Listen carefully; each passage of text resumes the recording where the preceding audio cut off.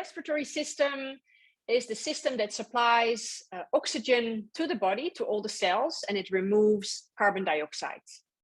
Carbon dioxide, you can write it as CO2 also, and oxygen O2. And the respiratory system is formed by the nasal cavity and the sinuses, the pharynx, that's the back of the throat, the larynx as you go down towards the trachea, and then you have the trachea, the bronchi, the bronchioles, and then the alveoli, the very ends of the bronchioles in the lungs, and I'll show you in a moment. So this is one of the functions, the respiratory system in the body, that is voluntary and involuntary. So if we don't control the breath is there. We are being breathed basically throughout the day. But then we can also control it, and then it becomes voluntary, because then we can actually do pranayama, for example. We can take longer inhales and exhales. We can hold the breath, and that's what we mean with that it's voluntary. So we control it.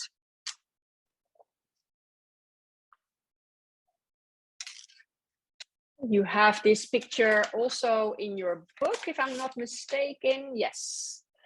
And this is showing you, and I will show you with the indicator of my of my computer. Maybe then you can see that. You have of course, the nostrils, the passage where we have all these hairs that, remember, I told you last time, it sort of helps to clean out, or how do you say, like that there's no foreign objects coming into the lungs, so it clears the air before it comes into the lungs.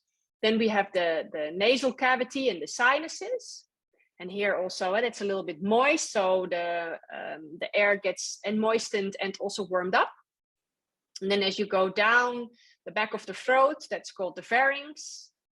And then as you go more down, you have the epiglottis, and that's the little sort of doorway that makes sure that when we eat that it closes, so that of course no food comes in to the trachea, because otherwise we start to cough. And everybody has had it at some point in their lives where they're either drinking something and it comes into the windpipe, or eating something.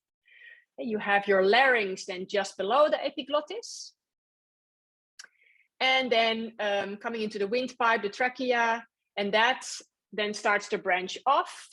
You come into, it's like almost like a tree. We branch off into the bronchi, and then smaller into the bronchioles. And then right at the end of the bronchioles, there are these little balloons, and they are called the alveoli. And in the alveoli, around the alveoli, you have all these capillaries. They're lying around it, and that's where actually the O2 and the CO2 molecules diffuse through the pores in the walls, and the O2 comes, so the oxygen comes into the bloodstream, and the CO2 is moving back into the lungs, and then of course exhaled. And then we have the vocal cords. The vocal cords are around here, and that is like a muscle that we use to speak. And there's a little bit about that also. If you're interested in how does speaking work, you will see that in your manual on page 39. You can see it.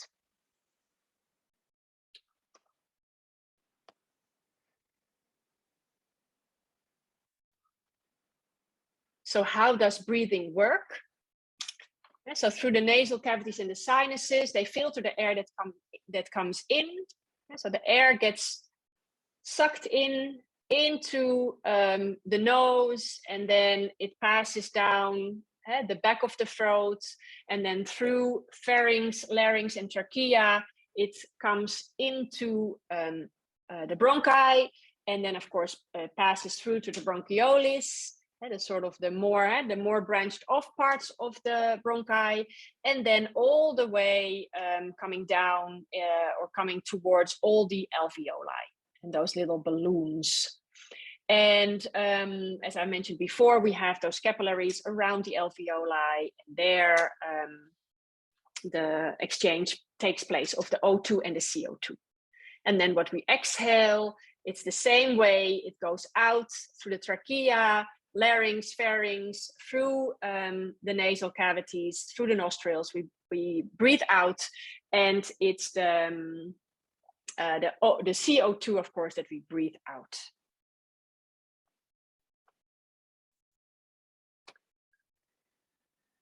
Now I have a little video for you, but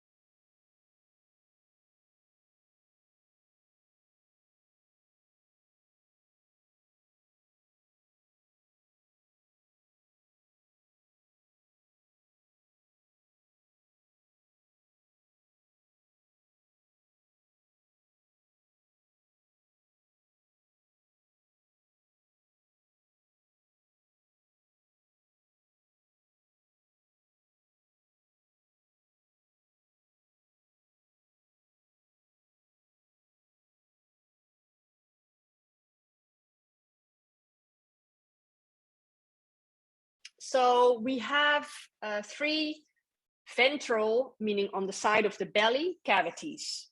We have the thoracic cavity at the upper chest, it's inside the rib cage, the lungs and the heart are in there. Then we have the abdominal cavity, and we have the pelvic cavity. And I'll just show you the picture here for a moment. So if you look at my indicator, you see here the thoracic cavity. So this is where the heart and the lungs are in. You have the diaphragm that separates the thoracic and the abdominal cavity. This is the abdominal cavity where our digestive system is in, or most of the digestive system.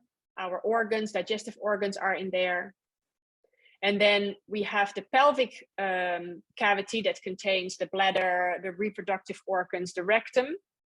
There's a line of fascia, a sheet of fascia in between, linea terminalis it's called. And then you also have the dorsal cavities, which are the cavities that lie on the backside. And that would be for the spinal cord, and we have the cranial cavity, which is for the brain.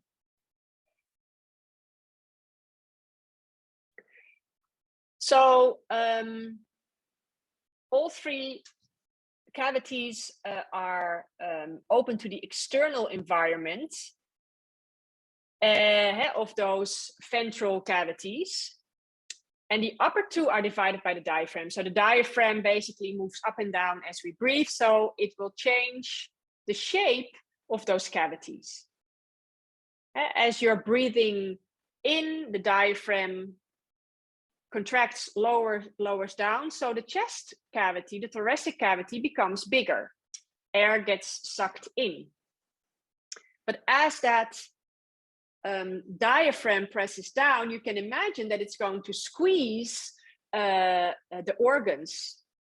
And I'll just stand up another time, and you'll see if the diaphragm first is here and my organs get the space to also be more up here. The moment that I breathe in and the diaphragm comes down as it contracts, it's pressing the organs down, and meaning that then where can it go? Well, not towards the back really. It comes out, because this is then a little bit more the softer part, and the belly comes forward as we breathe in. And as we exhale, it comes back in, because then the diaphragm goes up again and the organs can go back up. So it's important that you realize that the belly doesn't come forward because of air that actually comes in to the abdominal cavity, because that never happens. So when we breathe, it's only the air that goes into the thoracic cavity, into the lungs. It's all sealed off, so the air doesn't go into your belly or into the abdominal cavity. So you can say both cavities, they change their shape, but they don't change their volume both. As you inhale and the air gets into the lungs, then yes, the thoracic cavity changes shape and also changes volume because air gets into the lungs. But the abdominal cavity only changes shape. It gets sort of squished down and then the belly comes forward. So it's a change of shape, but not a change of volume. And the only time that the volume changes inside the abdominal cavity is when we eat or drink. And then we have food inside the digestive system.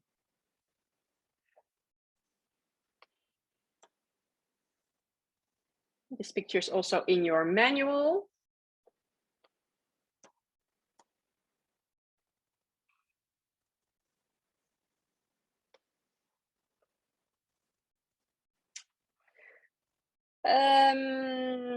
I'm just going to continue a little bit with the muscles that help with breathing, but let me just check quickly for a moment. Is everybody still okay, or are there questions? Everybody's okay and understanding it also about that we don't breathe into our bellies. I mean, we say we breathe into our bellies, and of course we send the energy of the breath there, but there's never really air inside the belly.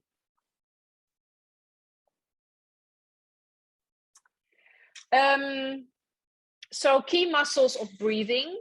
We, of course, have the diaphragm that I already mentioned a few times. And that is really our, the agonist, the main muscle that really does the most of the work as we breathe. But then we have lots of other muscles that also help with our inhales and with our exhales. And with the inhale, you can just imagine any muscle that helps to expand the rib cage, that helps to broaden, to widen the rib cage, to make it bigger. Any muscle that does that helps with inhalation, because that's what we need when we breathe in. We need to create a bigger space so that the air basically gets sucked in automatically. It's working like a sort of a vacuum pump. And then as we exhale, any muscle that would contract the ribs, again, making the rib cage smaller or compressing around the belly, that will help with the exhale.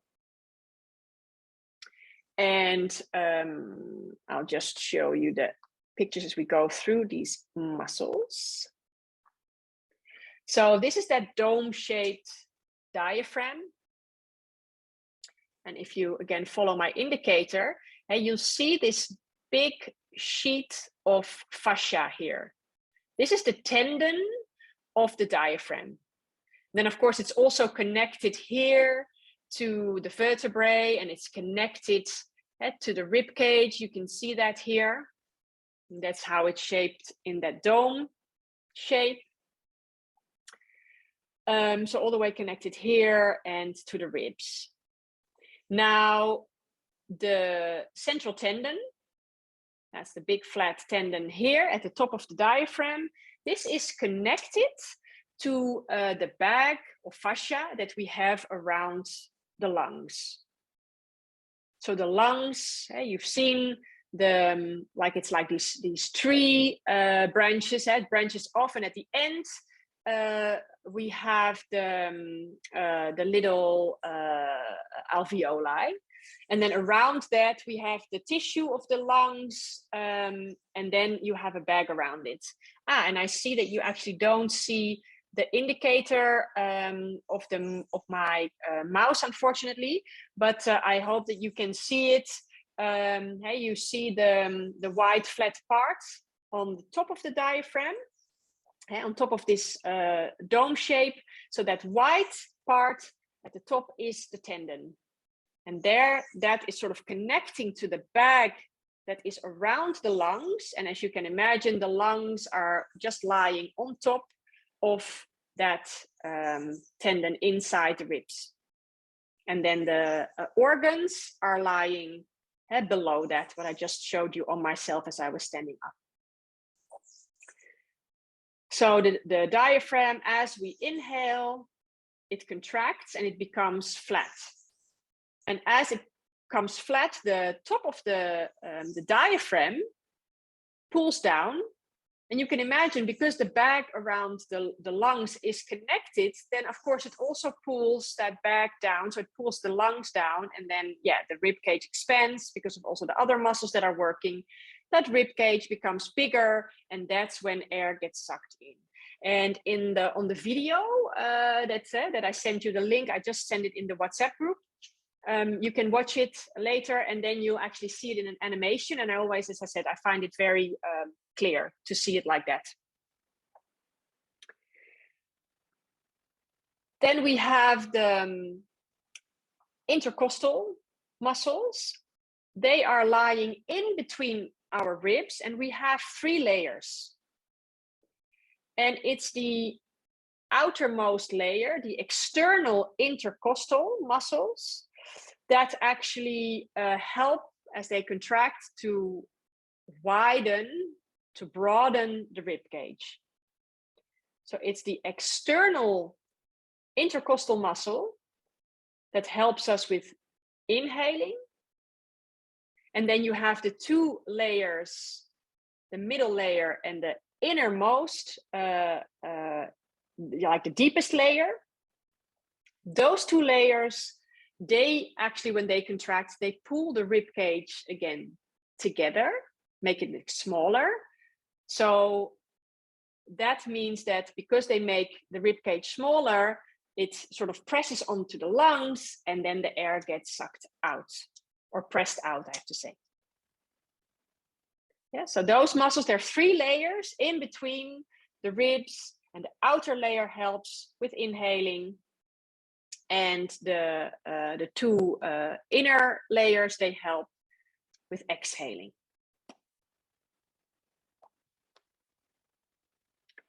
And then looking at the neck. So as you can see, we have these muscles. On the left side, you see the sternocleidomastoid. And on the right side, you see the scalenes. And they are in the neck, and they are connected to those lowest ribs. Now, when we don't use them to move the head, if you keep your head upright and you're breathing in deeply, you can imagine, as you're contracting those muscles in your neck, they become shorter, that they're actually going to pull your rib cage up slightly. So meaning that they pull it up, meaning that they help with extension or expansion, I have to say, of the rib cage. Because lifting it up also is more space for the lungs to breathe.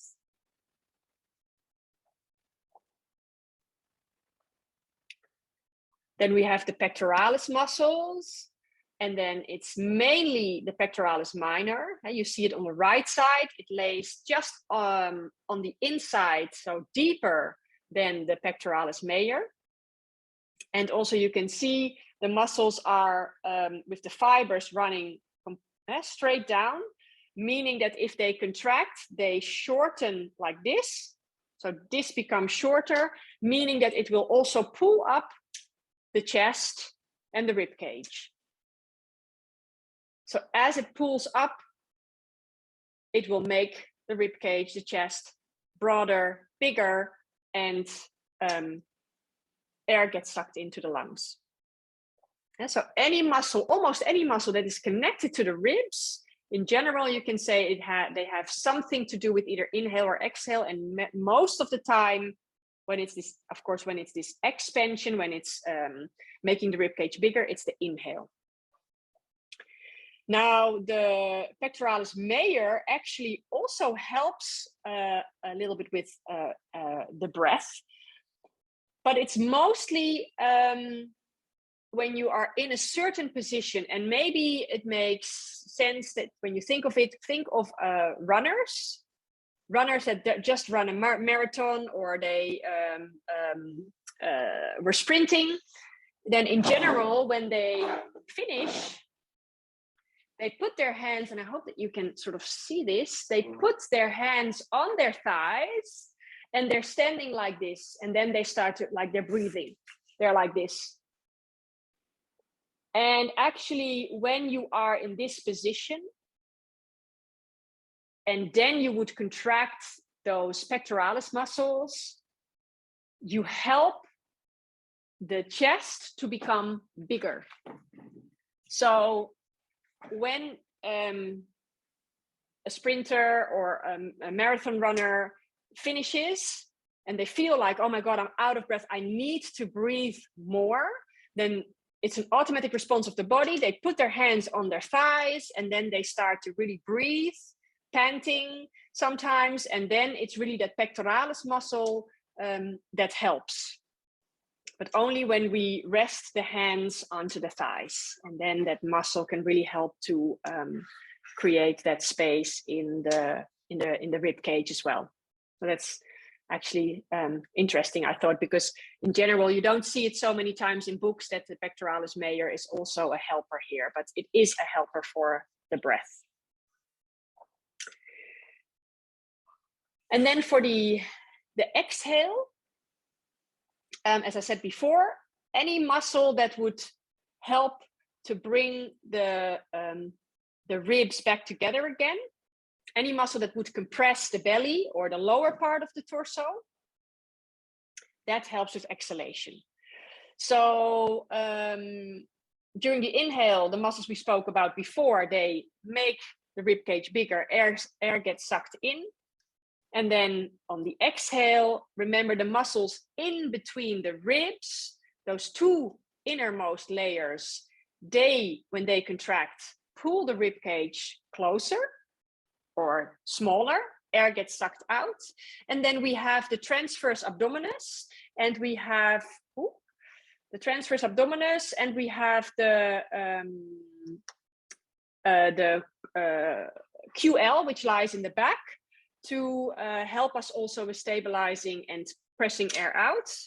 Oh, I hope that it's going to load. Yes, it does. Let me get back to, where are we? Yes, here we are.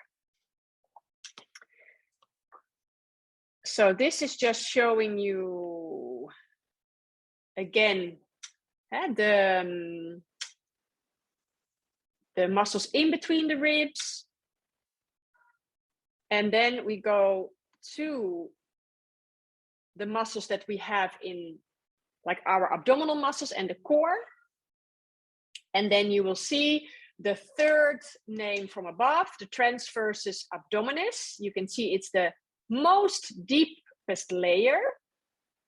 And the fibers are running like a corset. So the fibers are running horizontal, meaning that when the fibers contract, it pulls in, and it's like a corset really being pulled tight. It will really pull in here, and it really sort of shrinks again this lower part in, so that as this presses in, of course, the organs again gets pressed up, the diaphragm gets pressed up, and then the air gets sucked out.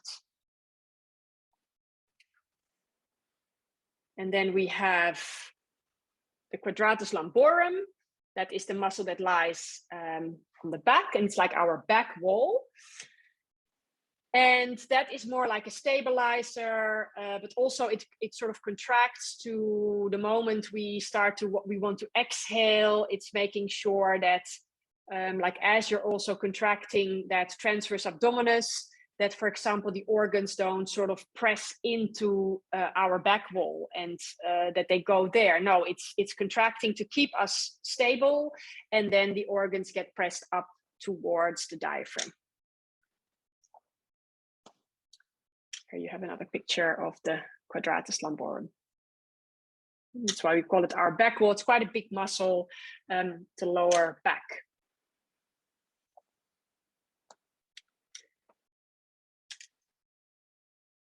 So this is just showing you, again, just from the side, the respiratory system, and you can see quite how high up. And when you look on the right picture, you see how high up the diaphragm actually ends up. And it doesn't mean that that's like that for everyone. It can also, as again, everybody is different. So this is just an average, a model, but it is quite high up. And you can also imagine, maybe it's something that you maybe heard before, maybe experienced even, that we can also hold a lot of tension, of course, in our body. We can hold a lot of tension like within our breath system and the muscles what we breathe with, so that it actually becomes quite hard to breathe. And when there is a lot of tension, our breath can be fairly shallow. Think about also like stress or anxiety moments. So we can have tension in the breath as we breathe. We can find like restriction basically in the breath. And it can also have to do really with literally a lot of tension and muscles of our breathing system. And for example, the diaphragm being tight. And we will speak a little bit more about that also later, in one of the sessions. Let me see if there are any other pictures here for you to see. Yes, this is also in your book. Again, this is just showing you how within the lungs those branches look. It's actually so much related to a tree, when you think about it. So it's also beautiful when you think of those two systems. We need plants and trees to breathe, and they actually need us for the CO2 because they use that as their fuel. But it's so much connected, like it looks so much like a tree, and like, yeah, our lungs are very similar to that. And then here you see, of course, on the left side, you see a picture of the capillaries with around the alveoli. So those little balloon shaped, where the extension, the little balls, the balloon shaped, like, or grapes, you can also call it. And you see that the capillaries are around that, and there the exchange of the gases take place.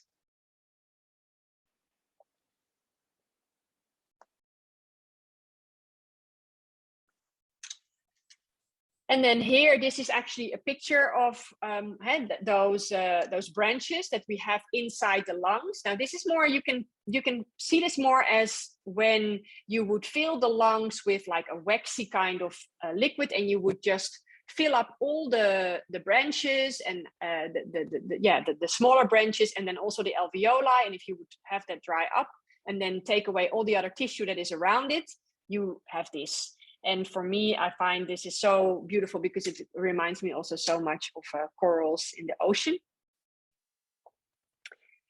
But here you can actually see how the lungs really look. And then you see on the left side, where you have the black background, you can just see the picture that we saw before, that coral-like shape, the branches of the lungs, basically, in the alveoli, that is within the tissues that are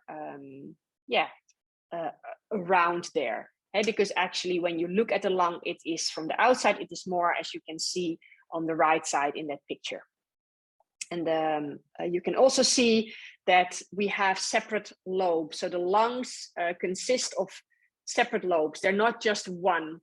And also in the video that you see, it shows it, so that you have a bit more of a knowledge about that. And think of the right lung is always a bit bigger than the left lung, because the left lung also, it needs to make space partly for the heart. And you can also see that a bit in this picture.